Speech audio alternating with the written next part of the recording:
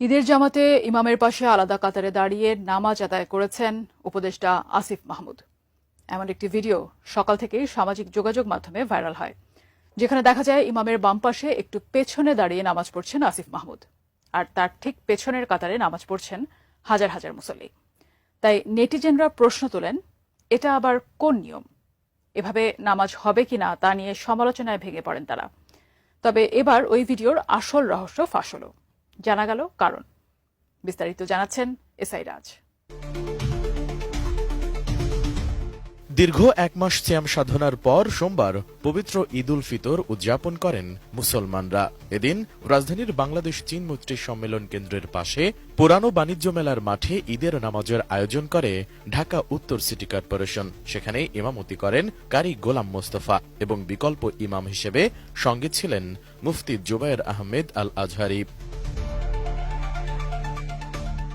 চীনমৈত্রীর পাশে ওই জামাতে উপস্থিত হয়ে নামাজ আদায় করেন অন্তর্বর্তী সরকারের উপদেষ্টা আসিফ মাহমুদ। নামাজে তার আলাদা কাতারে দাঁড়ানোর দৃশ্যের ছবি এবং একদিক থেকে করা ভিডিও নিয়ে দিনভর আলোচনা চলে সোশ্যাল মিডিয়ায়। যেখানে দেখা যায় ইমামের ঠিক পেছনে আলাদা একটি কাতারে দাঁড়িয়েছেন আসিফ মাহমুদ। প্রচারিত ওই ভিডিওতে কাতারে আর কাউকেই দেখা যাচ্ছিল না। এর ফলেই আলোচনার সূত্রপাত। কিন্তু আসল ঘটনা সেটা না। এর সত্যতা উদ্ঘাটন করেছে ফ্যাক্ট চেক প্রতিষ্ঠান রিমার স্ক্যানার। জুস রাখতে আমার পছন্দ স্টাইলিশ ও ফুড গ্রেড আরএফএল চক। জুস রাখার জোশ চক। তারা এ সংক্রান্ত একটি লাইভ ভিডিও খুঁজে বের করে সেটি বিশ্লেষণ করেন। মূলত ভিডিওতে দেখা যায় আসিফ শুরুতে অন্য মুসল্লিদের সঙ্গে প্রথম কাতারেই দাঁড়িয়েছিলেন। নামাজ শুরুর আগে ইমাম সাহেব নামাজের জন্য সবাইকে দাঁড়াতে বলেন। বিকল্প ইমাম মুফতি জুবায়ের আহমেদ আল আজহারি তখন ইমামের হাতের ডান পাশে একটু পেছনে দাঁড়ান।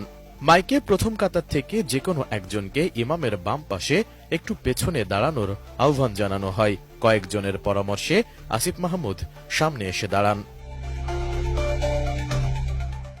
ভিডিও দেখে এটা নিশ্চিত হওয়া গেছে যে আসিফ মাহমুদ শুরুতেই নতুন কাতারটিতে এসে দাঁড়াননি।